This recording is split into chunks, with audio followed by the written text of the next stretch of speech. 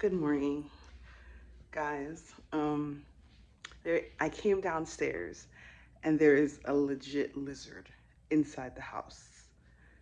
Inside the house. Okay, I just bought this plant yesterday, looking beautiful. I need you to do something. I thought plants are supposed to kill bugs.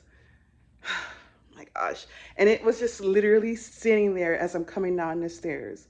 And I'm like, how did it get here? I haven't been home. I literally just got home 2 days ago.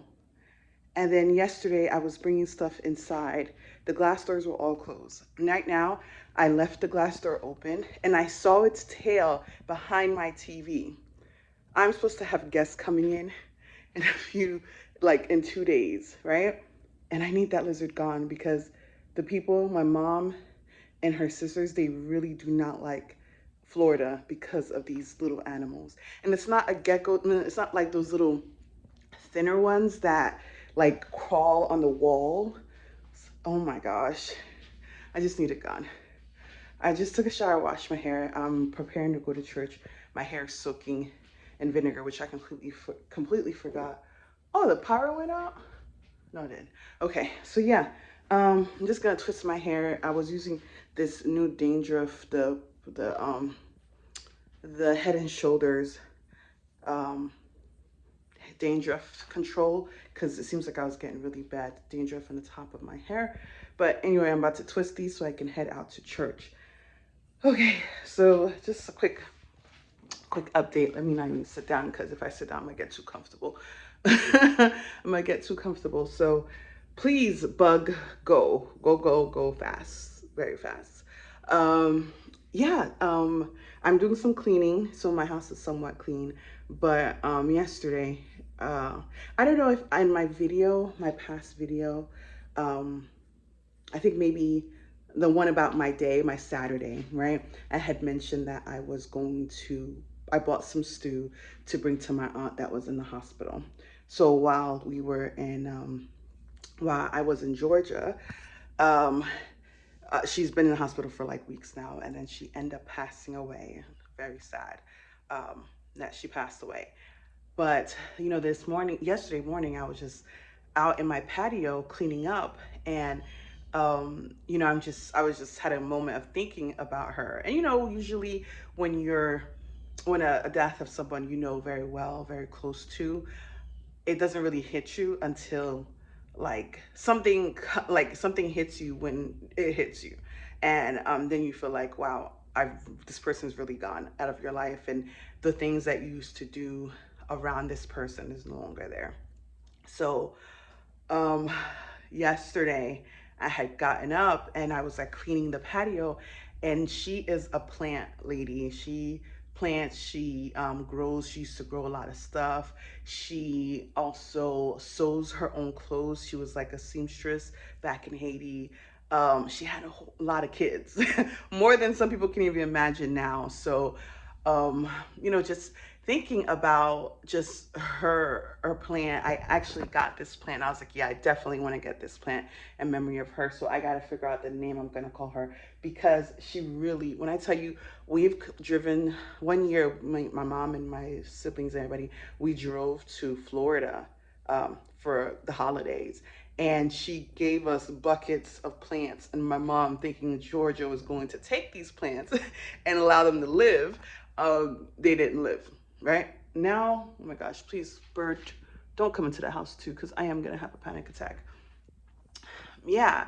So when my mom came to her house, I think not that long ago, I think it was, um, yeah, I don't know, a couple months ago, she gave my mom these little snake plant things, and my mom had planted it in the ground. I'm like, well, you already planted it. I can't do anything with it. But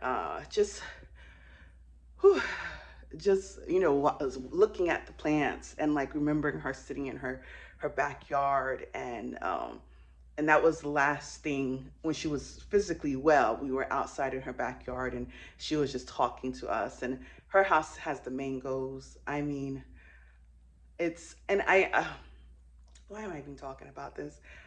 Because I want to be, I just want to let, share that people pass away, and the feeling of that person being gone. at this age, when you are at 40, I'm coming across people who I grew up with, adults who, were always older to me, but, I'm seeing them pass away. Like, literally had 4 or 5 deaths in the past 2, 3 weeks. Um, and it's very unfortunate. Some people dying because of sickness or passing away because of sickness, but majority is just they're older, and it's just like, wow. When you're young, when you were like, a young child, or in your teenagers, you'd go to here and there funerals, but you never really understood that as you got older, the more of this you're going to experience. And it's really unfortunate. And I think when I am on Friday during the viewing and actually getting to see my aunt, um, that's going to be hard. I know it's definitely going to be hard on my mother, because my mother was coming back with me to see her, because my mom's been kind of like, the very support, a big support for her. And I know that's going to hurt my mom a lot. It's going to be tough.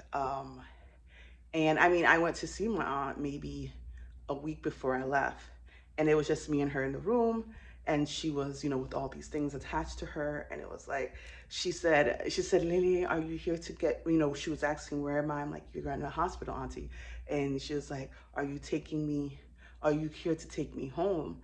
And I was like, I'm sorry, I was telling her you have to get better and things like that. And she just had this sadness on her face. Even the night she passed, my cousin called me on FaceTime so my mom can speak to her. And when you see someone who's passing, it's just like, wow. You don't want them to suffer anymore. You don't want them to have, I know she wanted to go in peace, and she loved God. She was such a praying, oh my God, all day she prays, all day. You can't go to her house without her praying. So she's she was like a grandmother. She was like my grandmother, just a praying person. Um, so I mean, uh, it's definitely going to be a really tough, because I'd go to her house, bring her something to eat, and she would just sit. And I remember the last thing she said to me when she was fully capable. She was like, "Oh, you're doing so well." She was always proud of me, because the way I take care of my mom, and take care of my siblings, like how I care for my siblings. She always, praised me for that. Um, and what else did she always praise me for? I think it was mostly for that, but she always said, "Oh, I want you to find a companion."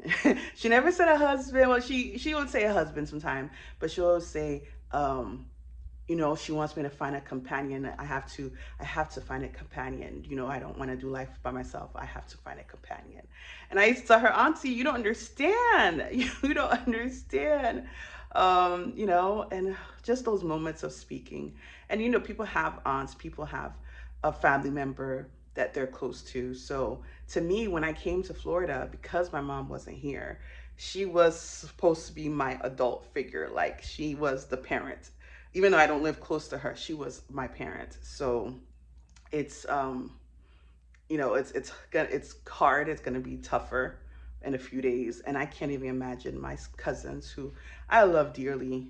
I do. And um, the same way I lost my grandmother, I didn't get to see her when she passed away, but I'm glad that I did get to see my aunt, and even like let her hear my voice. Um, a few hours before she's gone. You know what I mean? So um, I just wanted to share that, because I know it's not the best thing, but as you get older, these are things you experience, and people don't, we try to avoid them, but you have to take in the emotions of it. And I told my cousins, like, hey, if you need a support, because those tears are going to come, I mean, normally, but these tears are going to keep coming. As I said, I talk about my grandmother from time to time when she comes to mind, but it's going to be like that for them.